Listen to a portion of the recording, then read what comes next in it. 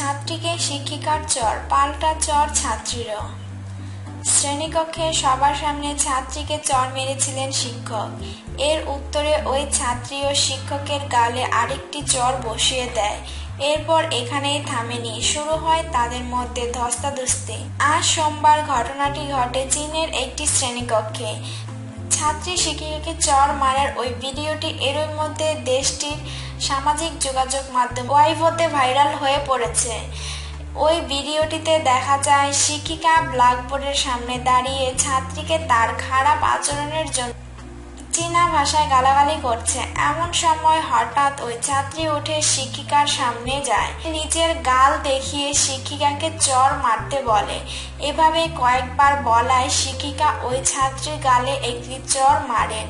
এতে শ্রেণীকক্ষের সবাই আশ্চর্য হয়, কিন্তু কয়েক সেকেন্ডের মাথায় ওই ছাত্রী ও শিক্ষিকার গালে পাল্টা চর বসিয়ে দেয়। এতে শিক্ষিকা ক্ষিপ্ত হয়ে ছাত্রীর সঙ্গে ধস্তাধস্তি করেন।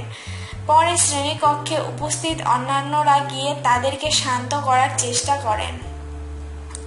ছড়িয়ে পড়া এই ভিডিওটি এর মধ্যে 20 লাখ মানুষ দেখেছে।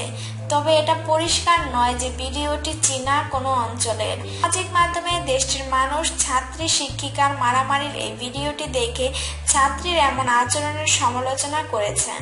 পাশাপাশি সেখানে শিক্ষকের ভুল ছিল বলেও তারা উল্লেখ করেন।